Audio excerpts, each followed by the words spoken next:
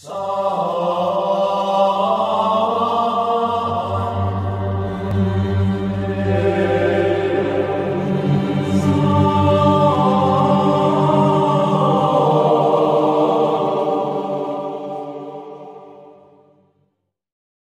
हूं रविंद्र कृष्णवाल। आप देख रहे हैं आपका अपना YouTube चैनल सुमंत्रा ज्ञान सागर। दोस्तों, हम सभी रोजाना नई नई बीमारियों की चपेट में आते जा रहे हैं, जिसकी वजह अनेक हैं। असंतुलित और अपौष्टिक आहार।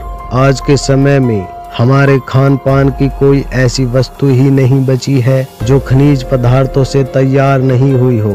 बेशक हमारे खेतों में हमारे द्वारा बोई गई फसल ही क्यों ना हो, जल्दी फसल तैयार करने और बिना मौसम के फसल तैयार करने के लिए हम खनिज पदार्थों का इस्तेमाल करते हैं, जैसे यूरिया, डाई, पोटास इत्यादि, जिसके कारण फसल की नेचुरल पावर खत्म हो जाती है। उनमें केवल उन्हीं पदार्थों की मात्रा पाई जाती है जिनका हम इन फसलों को तैयार करने के लिए इस्तेमाल करते हैं, जो हमें डायरेक्ट खाने से या इनडायरेक्ट खाने से हमारे दिमाग और हमारे शरीर को हानि पहुंचाती है। डायरेक्ट खान पान जैसे गेहूं, चावल, मक्का, बाजरा, गाजर, मूली, सलजम इत्यादि, ये वो फसल हैं जिन्हें हम मनुष्य ही खान पान में इस्तेमाल करते हैं। इनडायरेक्ट खान पान जैसे ज्वार, बाजरा, जई, बरसम इत्यादि, जो हमारी गाय भैंस खाती हैं, जिनका दूध हम अपने खान पान की वस्तुओं में इस्तेमाल करते हैं, जैसे दूध, छाछ, दही, मक्खन, घी, पनीर इत्यादि। यदि यही वस्तु बाजार में बिक्री के लिए तैयार होती है तो उनमें भी केमिकल मिश्रित करके बेचा जाता है। तो आप खुद ही सोचिए, हम जाने और अनजाने में रोजाना अपने खाने पीने की वस्तुओं द्वारा खुद ही कितना प्रतिशत खनिज पदार्थों का सेवन रोजाना करते हैं, जिनके कारण अपेंडिक्स, अल्सर, पथरी जैसी बीमारियां हमें होती हैं, जिनके इलाज के लिए डॉक्टरों के चक्कर लगाने पड़ते हैं। मगर कुछ ऐसी बीमारियां भी हैं जो डॉक्टरों के चक्कर लगाने से भी ठीक नहीं होती। आखिरकार हमें जान से हाथ धोना पड़ता है। आपके घर में या आपकी गली में, मोहल्ले में बड़े बुजुर्ग तो होंगे ही, जरा उनको देखें। वो 60 से 70 की उम्र में भी हमसे ज्यादा एक्टिव और निरोगी होते हैं। वजह है उनका खान पान और दिनचर्या। उनकी आप बीती में उनसे कभी न कभी उनसे जरूर सुना होगा या खुद उन्हें देखा होगा। सूर्य निकलने से पहले चारपाई को छोड़ना और पौष्टिक आहार लेना उनकी दिनचर्या में शामिल होता है।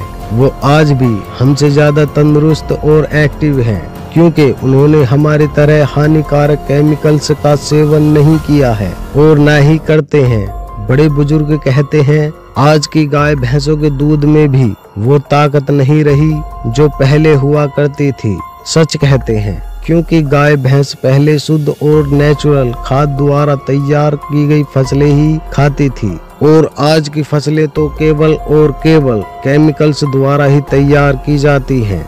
ऐसी फसल को गाय भैंस खाती हैं और हम मनुष्य उनके दूध और दूध से तैयार की गई वस्तुएं खाते हैं। कुछ गाय भैंसों का दूध तो इंजेक्शन द्वारा निकाला जाता है, जिसमें उत्तेजक केमिकल्स शामिल होते हैं, जिस कारण गाय भैंस दूध देने को मजबूर हो जाती हैं, जिन्हें हम और हमारे बच्चे अपने खान पान में इस्तेमाल करते हैं, जिसका असर हमारे दिमाग और शरीर पर पड़ता है, जिस कारण हमारे बच्चे भी समय से पहले ही बड़े हो रहे हैं।